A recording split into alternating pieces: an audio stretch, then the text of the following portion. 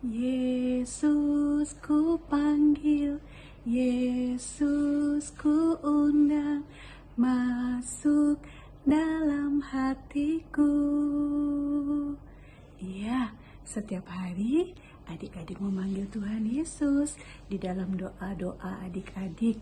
Waktu mau tidur, waktu mau makan, waktu adik-adik merasa kurang sehat, demam, atau batuk, Tuhan Yesus memanggil dan Tuhan Yesus mendengar dan Tuhan Yesus menyembuhkan.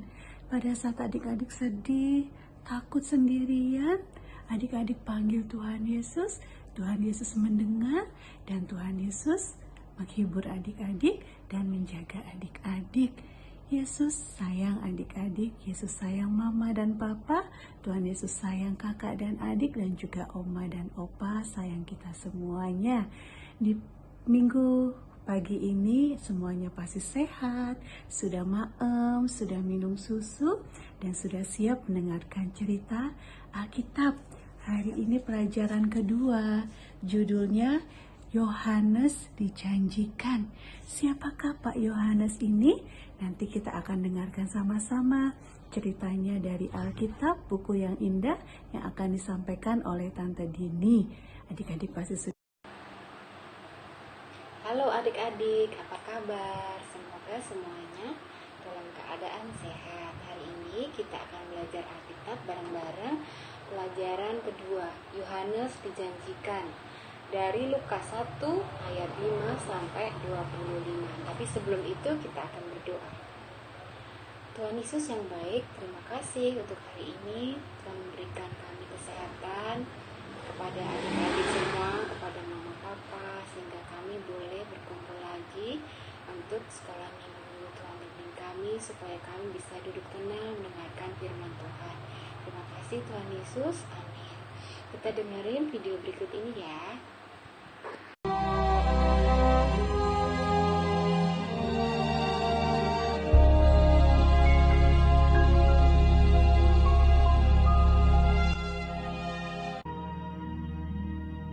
Pada zaman Herodes, Raja Yudea, adalah seorang imam yang bernama Zakaria, istrinya namanya Elisabet.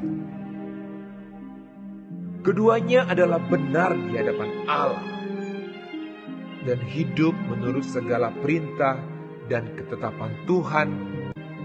Tetapi mereka tidak mempunyai anak, sebab Elisabet mandul dan keduanya telah lanjut umurnya.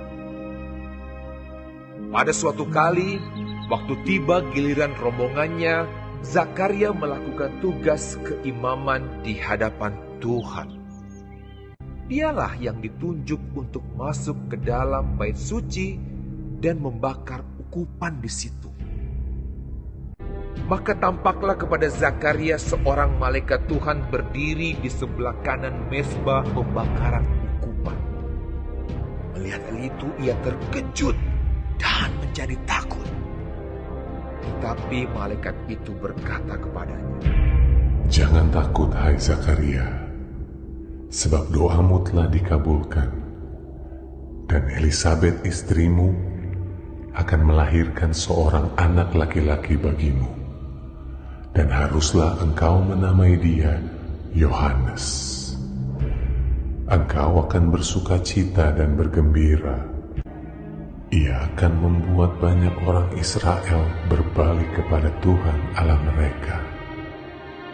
Lalu kata Zakaria kepada malaikat itu, "Bagaimanakah aku tahu bahwa hal ini akan terjadi? Sebab aku sudah tua dan istriku sudah lanjut umurnya."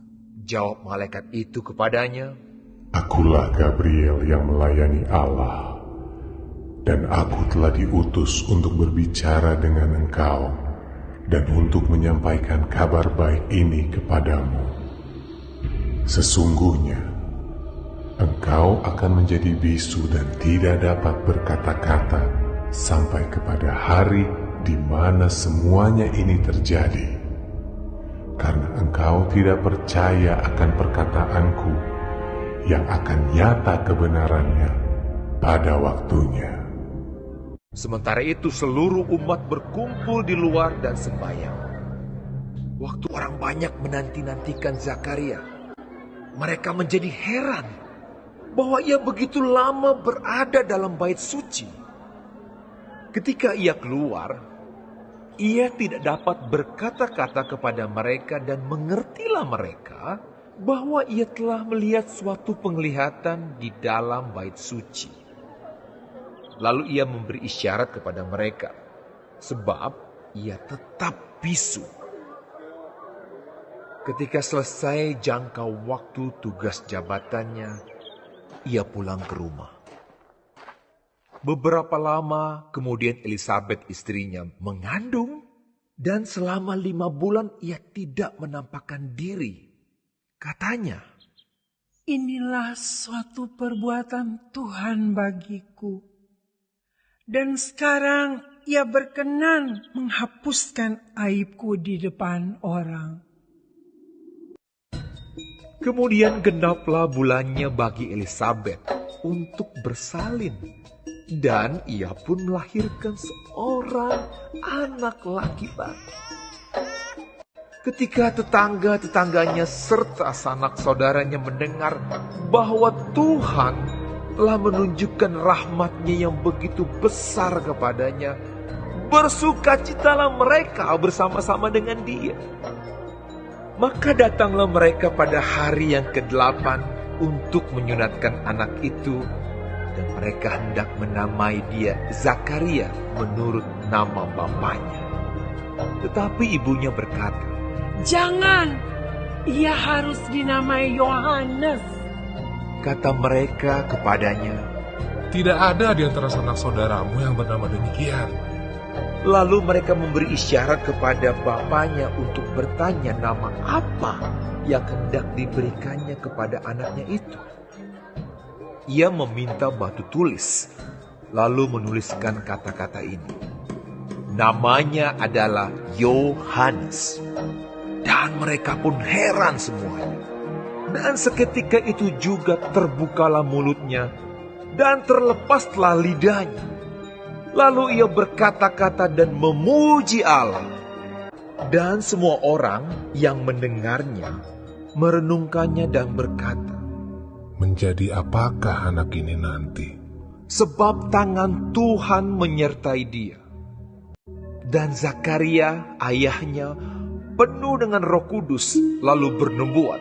Katanya, Terpujilah Tuhan Allah Israel, sebab ia melawat umatnya dan membawa kelepasan baginya.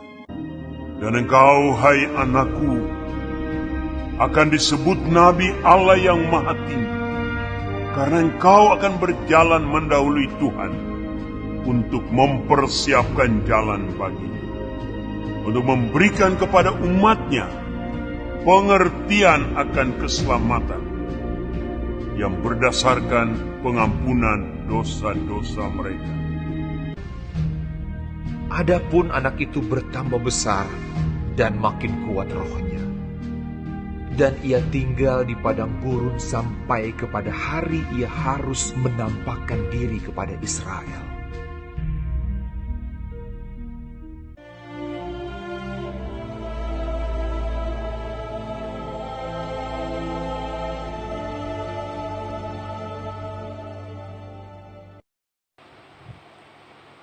Gimana ceritanya? Bagus ya. Sejak dari kandungan, Yohanes sudah dikhususkan untuk membuka jalan bagi pelayanan Yesus. Ia akan besar di hadapan Tuhan, tidak minum anggur atau minuman keras. Ia akan bertugas untuk membuat banyak orang berbalik kepada Tuhan. Ia juga akan membuat hati para bapa berbalik kepada anak-anaknya dan orang yang jahat atau durhaka berbalik kepada Tuhan. Yohanes dijanjikan akan bertugas mempersiapkan umat yang layak bagi Yesus. Jadi, Yohanes seorang yang dijanjikan sebagai pembuka jalan bagi pelayanan Yesus.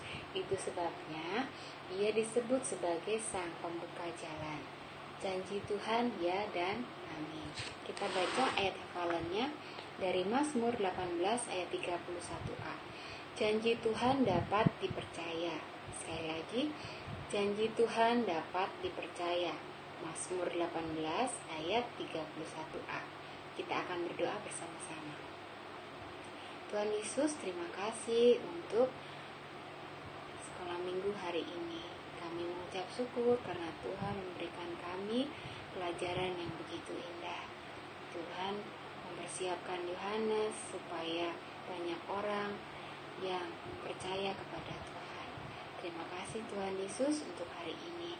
Kami berdoa untuk anak-anak supaya mereka tetap sehat, mereka tetap semangat dalam sekolah minggu. Berkati juga mama papa dalam membimbing mereka. Berikan mereka kesehatan, pertumbuhan yang baik. Berkati kami Tuhan untuk sepanjang minggu ini, supaya kami tetap sehat, tetap kuat menjalani hari-hari kami. Ampuni Tuhan segala dosa dan pelanggaran kami.